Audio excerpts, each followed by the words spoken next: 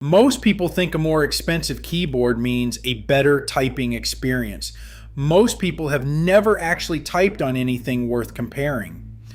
The difference between a $15 keyboard and a $500 keyboard has almost nothing to do with the letters on the keys. It has everything to do with what is happening underneath them. These are the 7 levels of keyboards. By the end of this, you will know exactly where the real value lives and where you are paying for a logo on a box that sounds expensive when you open it. Beneath the desks of corporate America, the membrane keyboard reigns as the cheapest solution. Its bill of materials hovers between $1.70 and $2, just enough for a sheet of rubber domes, a plastic shell, and a printed circuit. Yet, by the time procurement signs the contract, each unit costs $12 to $20. The markup is staggering, but the product is built for turnover, not longevity. There are no switches, only a thin dome that collapses with every press, delivering a dull, fatiguing thud. Typing becomes a chore, fingers absorbing the impact as the dome gives way day after day. IT managers defend them for their price and easy replacement, but comfort and durability are sacrificed. The real function of these boards is disposability, cycling through hands until the plastic wears thin or the domes fail. The first real step up is the entry-level mechanical keyboard. The moment typing stops feeling like manual labor and starts to make sense. Forget the throwaway plastic of the last tier. Here, you get actual switches under every key, not a single sheet of rubber. Most boards in this category, like the Keychron Phi series, come hot swappable right out of the box. That means you can pop in new switch types without touching a soldering iron. The difference is immediate. Instead of bottoming out on a collapsing dome, your finger meets a spring-loaded mechanism that registers the press halfway down, often at 1.8 to 2 millimeters, not the full 4 millimeters. That actuation point is what cuts finger fatigue and makes every keystroke feel deliberate. Keychron, Akko, and Ipomaker dominate this space, offering a buffet of switches, linear, tactile, or clicky, all with their own force curves and personalities. For $50 to $80, you finally get a tool that responds to you, not the other way around. This is where people who type for a living start to see why the mechanical crowd won't shut up about switches. The jump in comfort and control is real, and it's the first upgrade that pays for itself in hours, not years. A Keychron Q1 sits on one side, a boutique custom on the other, and the difference is not what the price tags suggest. The Q1 delivers a full aluminum case, gasket mount, and hot swap PCB for under $150, features that used to be reserved for the high roller crowd. Stabilizers come factory lubed, the case weighs in at nearly 2 kilograms, and every key press lands with a solid, muted thock. In blind tests, professional typists pick the Q1 or similar mid-tier boards as their daily driver 9 times out of 10. The numbers back it up. Lab tests show a 1 to 2% gap in typing speed and accuracy between this tier and $600 customs. And user surveys consistently put satisfaction over 90%. You are not just getting close, you are getting almost all of the real-world performance, comfort, and sound for a fraction of the price. For anyone who types for a living, this is the sweet spot. If you are finding this breakdown useful, hit subscribe. There is more myth busting to come. Enthusiast mods start where factory specs end. Here the keyboard becomes a project, not a product. It's a world measured in hours, not dollars. Lubing 67 switches by hand with Krytox 205G0 can eat up an entire afternoon.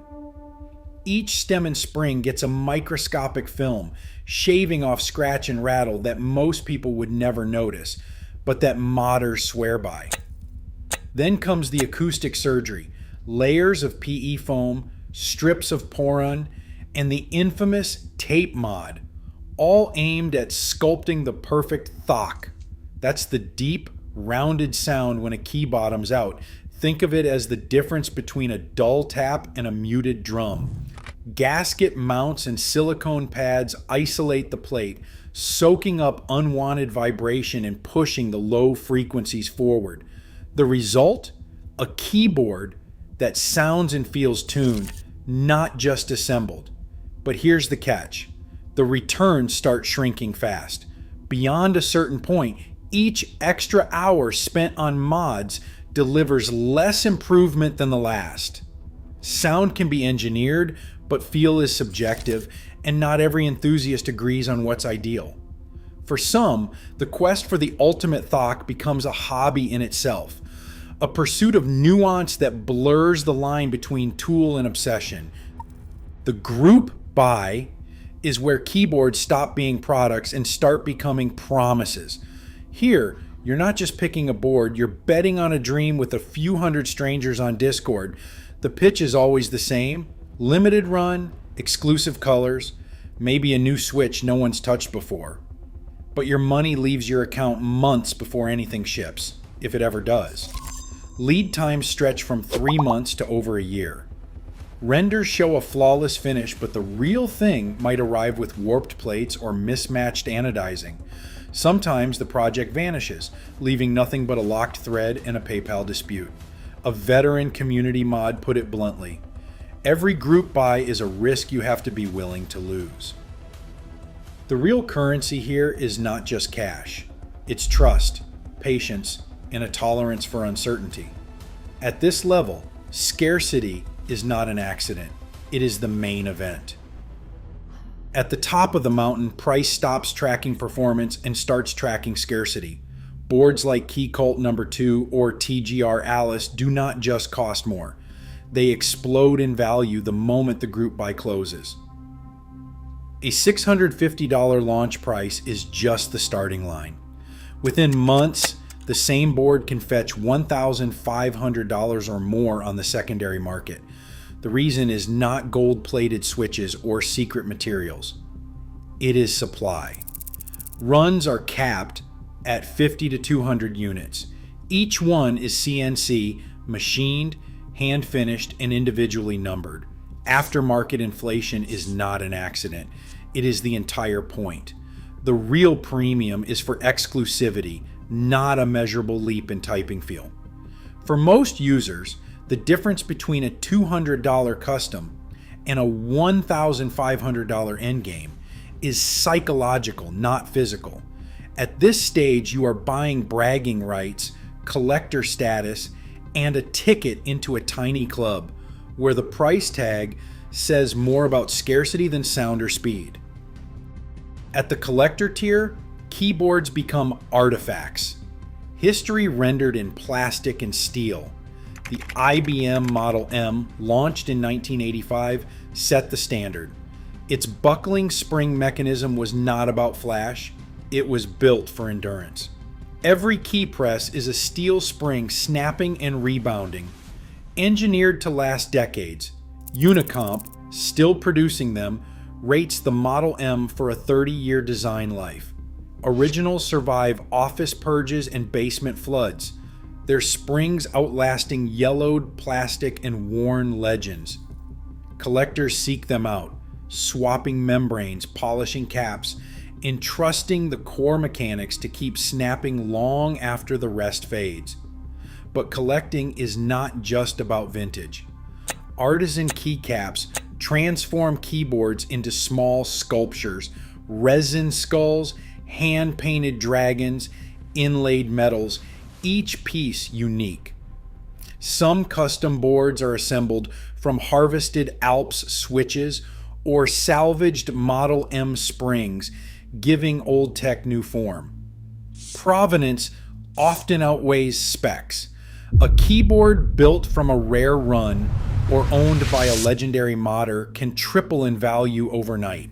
Scarcity and story matter more than tuning or features. For some, a keyboard is design history you can hold, a conversation piece, a personal museum. Here, the line between function and art dissolves. The price tag reflects not just what you type, but what you are preserving. In a world obsessed with price tags and hype, real typing satisfaction lives between gimmicks and grails. For most, level 3 isn't just the sweet spot, it's the finish line. Choose wisely.